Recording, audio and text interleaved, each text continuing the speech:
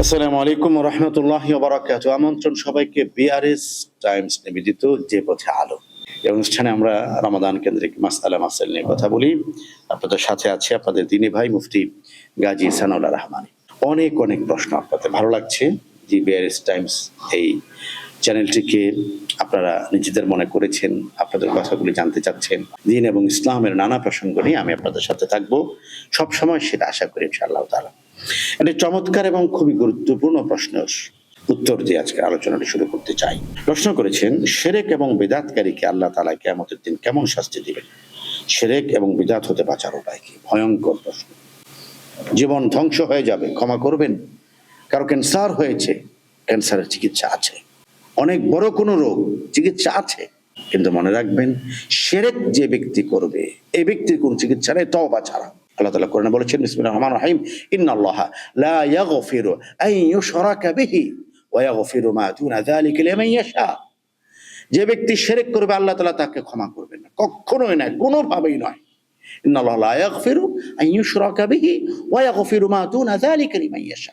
কোন সমস্ত গুনাহ আল্লাহ তাআলা ক্ষমা করবেন, শিরকের গুনাহ আল্লাহ তাআলা ক্ষমা করবেন না। যে ব্যক্তি শিরক এবং বিদআতের সাথে যুক্ত আছে, সে তওবা করছে না। যে চুরি করছে সে চোর, সে জানে যে এটা মন্দ কাজ। যে জিনা করছে জানি, জিনাকারী সে জানে এটা মন্দ কাজ। যে মানুষ হত্যা করছে খুনি, সে জানে এটা মন্দ কাজ। যে দুর্নীতি করছে সে জানে এটা মন্দ কাজ, সে তওবা করবে, সে তওবা করবে, ইস্তিগফার করবে। চোর তার চোরের মন্দ পথ থেকে ফিরে আসবে, জিনাকার জিনার মন্দ পথ থেকে ফিরে আসবে। এটা গুনাহ, কিন্তু এটা কুফর নয়। কিন্তু শিরককারী ব্যক্তি, বিদআতকারী ব্যক্তি, মাজার পূজার সাথে সম্পৃক্ত ব্যক্তি, গণকের কাছে যাওয়া ব্যক্তি, রাশিফলে বিশ্বাস করা ব্যক্তি, মাদুলিতে বিশ্বাস করা ব্যক্তি, কোনো মাজারে সুতা বাঁধায় বিশ্বাস করা ব্যক্তি, সন্তানাদি দান করবেন কোনো পীর অথবা অন্য কেউ, এই বিশ্বাস করা ব্যক্তি তার তওবা নসিব হয় না। এই জন্য শিরক এবং বিদআতটা ক্যান্সারের চেয়েও ভয়ঙ্কর। এটা ঈমানের ক্যান্সার। আল্লাহ ক্ষমা করুন। আল্লাহ তাআলা আমাদেরকে শিরক থেকে বেঁচে থাকার তৌফিক দান করুন। রব্বুল আলামিন মুশরিকদেরকে কাল কিয়ামতের ময়দানে তিনি জান্নাতের বাতাসটাও পাবে না, গন্ধও পাবে না। তাদেরকে রব্বুল আলামিন তাদেরকে ভ্রুক্ষেপ করবেন না। আরেকটা হলো শিরক এবং বিদআত থেকে বাঁচার উপায় কি? সুন্নাহ ভিত্তিক জীবন যাপন করা।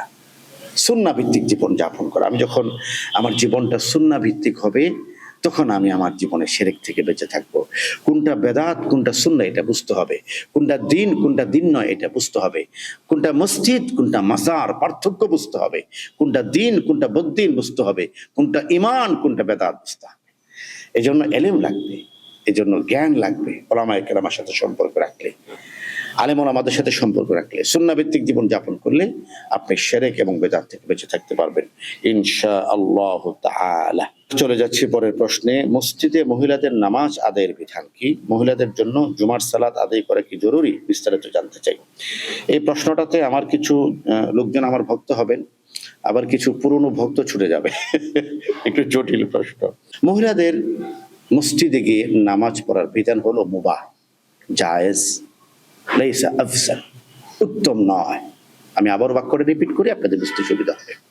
নারীদের জন্য মসজিদে গমন করে নামাজ পড়া জায়েজ, হারাম নয়, অনুমতি আছে, উত্তম নয়। রাসূল করিম সাল্লাল্লাহু আলাইহি ওয়াসাল্লাম তার স্ত্রীগণ তারাও ঘরে নামাজ পড়তেন। ওমর রাদিয়াল্লাহু তাআলার সময় থেকে নারীদেরকে ঘরে নামাজ পড়ার ব্যাপারে ব্যাপকভাবে উৎসাহিত করা হয়েছে। এরপরও যদি কোনো নারী মসজিদ যেতে চান, তার জন্য দুটো গুরুত্বপূর্ণ শর্ত। এক নম্বর শর্ত হলো সম্পূর্ণ শরীয়ী পর্দা মোতাবেক মসজিদে যেতে হবে। আমাকে ক্ষমা করবেন, ঢাকা শহরে অনেকগুলি মসজিদে নারীদের নামাজের সুব্যবস্থা আছে। আমাদের নারীরা যেন পর্দার সঙ্গে মসজিদে যান। যদি পর্দার সঙ্গে মসজিদে না যান, তাহলে তারা এই মসজিদে যাওয়াটা শরীয়তের দিক থেকে সম্পূর্ণ নিষেধ। দুই নম্বর হলো নারীদের গমন পথ, নারীদের অবস্থান সম্পূর্ণটা আলাদা হতে হবে। একই পথে নারী পুরুষ প্রবেশ করবেন, একই পথে শরীয়ত এটাকে অনুমোদন করে না। নারীদের গমন পথ, নারীদের অবস্থান, নারীদের বহির্গমন, নারীদের প্রবেশ সবকিছু আলাদা রাস্তা থাকতে হবে। এই সমস্ত শর্ত যদি থাকে, সেই ক্ষেত্রে নারীরা মসজিদে গিয়ে নামাজ পড়তে পারবে না। জুমার সালাত নারীদের জন্য আদায় করা জরুরি নয়, তবে সম্পূর্ণ শরিয়া মোতাবেক যদি কোনো নারী মসজিদে গিয়ে জুমার নামাজ আদায় করেন, সালাতে শরীক হন, তাহলে ইসলামে সেটা অনুমতি দেওয়া আছে, বৈধ, উত্তম নয়। বাক্যটা আমি শেষ করছি, আবারও বলে, বৈধ, জায়েজ, মুবাহ, কিন্তু আফজল নয়, উত্তম নয়। উত্তম হলো ঘরে নামাজ পড়া। নারীরা ঘরে নামাজ পড়লে মসজিদের চেয়ে বেশি সওয়াব পাবে। পরবর্তী প্রশ্ন, প্রাপ্তবয়স্ক বুদ্ধি প্রতিবন্ধী ছেলের সঙ্গে কি পর্দা করতে হবে? আসলে বুদ্ধি প্রতিবন্ধী ছেলের ব্যাখ্যাটা একটু এখানে দাবি রাখে। অনেক বাচ্চারা আছে প্রাপ্তবয়স্ক হয়েছে কিন্তু বুদ্ধি প্রতিবন্ধী। এই বুদ্ধি প্রতিবন্ধিতার একটা সীমানা আছে। যেই বুদ্ধি প্রতিবন্ধী ছেলে, আল্লাহ তাকে সুস্থ করেন, মন থেকে দোয়া করছি, যে বুদ্ধি প্রতিবন্ধী ছেলে নারী এবং পুরুষের পার্থক্য বুঝে, নারী এবং পুরুষের অঙ্গ প্রত্যঙ্গের পার্থক্য বুঝে, এমন ছেলের সাথে পর্দা করতে হবে। যে ছেলে, অনেক বুদ্ধি প্রতিবন্ধী ছেলে থাকে যারা নারী কোনটা পুরুষ কোনটা এটা বুঝে, নারী পুরুষের অঙ্গ প্রত্যঙ্গের পার্থক্য বুঝে, এমন ছেলের সাথে পর্দা করতে হবে। জাযাকাল্লাহ খাইর। পূজা দেখতে যাওয়া বা পূজার শুভেচ্ছা জানানো কি উদারতা? পূজা উপলক্ষে শুভেচ্ছা জানানো যাবে কি? না, পূজা দেখতে যাওয়া যাবে না, পূজা শুভেচ্ছা জানানো যাবে না, পূজা উপলক্ষে শুভেচ্ছা সামগ্রী পাঠানো এটাও যাবে না। তবে হ্যাঁ, আমাদের দেশে যারা অন্য ধর্মের অধিকারী, তারা আমাদের দেশের নাগরিক, তারা আমাদের প্রতিবেশী, তাদের ধর্মীয় আচার বিষয়াবলী তারা যেন নির্বিঘ্নে পালন করতে পারেন, ততটুকু স্বাধীনতা নিরাপত্তা রক্ষা করা এটা আমাদেরও দায়িত্ব। তার মানে এই নয় যে আপনি মুসলমান হয়ে তার পূজাটা কিছুটা আপনি নিজে আদায় করে দিবেন, যেটা হচ্ছে আর কি নানান জায়গায়, এটা করা যাবে না। কেউ পূজা করছেন, তার পূজা যেন নির্বিঘ্নে হয়, রাষ্ট্রীয় নিরাপত্তা, প্রশাসক নিরাপত্তা যথাযথ থাকে, সে ব্যাপারে আপনি সহযোগিতা করবেন। কিন্তু তার পূজায় গিয়ে আপনি সামিল হবেন, প্রসাদ খাবেন, পূজা উপলক্ষে তাকে শুভেচ্ছা জানাবেন, এগুলি ইসলাম অনুমোদন করে না। এটা ঈমানের সাথে সাংঘর্ষিক। পরের প্রশ্নে যাচ্ছে প্রিয় দর্শক, দিনে দিনে ধর্ম বিমুখ হয়ে যাচ্ছে, করণীয় আমল কি? আল্লাহর কাছে কিভাবে চাইতে হবে? এটা একটা গুরুত্বপূর্ণ কথা। আমি এই মুহূর্তে একটি মসজিদের মেহরাবে বসে আছি, মিম্বরে বসে আছি। মসজিদটা হাযা বাইতুল্লাহ, এটা আল্লাহর ঘর। আপনার ঘরে আপনার সাথে যদি আমার সম্পর্ক ভালো না থাকে, আপনার ঘরে আমি যেতে পারবো না। আমার সাথে যদি আপনার সম্পর্ক ভালো না থাকে, আমার ঘরে আপনি আসতে পারবেন না। মসজিদে সেই ব্যক্তি আসে যাকে আল্লাহ পছন্দ করে। আল্লাহর সাথে সম্পর্ক ভালো না থাকলে মসজিদে আসা যায় না মহতারাম। এই জায়নামাজে সবার স্থান হয় না। এই জায়নামাজে সেই কপাল ছোঁয়াতে পারে যে আল্লাহর কাছে। এই জন্য দ্বীনের প্রতি আগ্রহ তারই থাকে যার প্রতি আল্লাহ তাআলা নাযালা আলাইহির রাহমা, যার অন্তরে আল্লাহ তাআলা রহমত নাজিল করেছেন।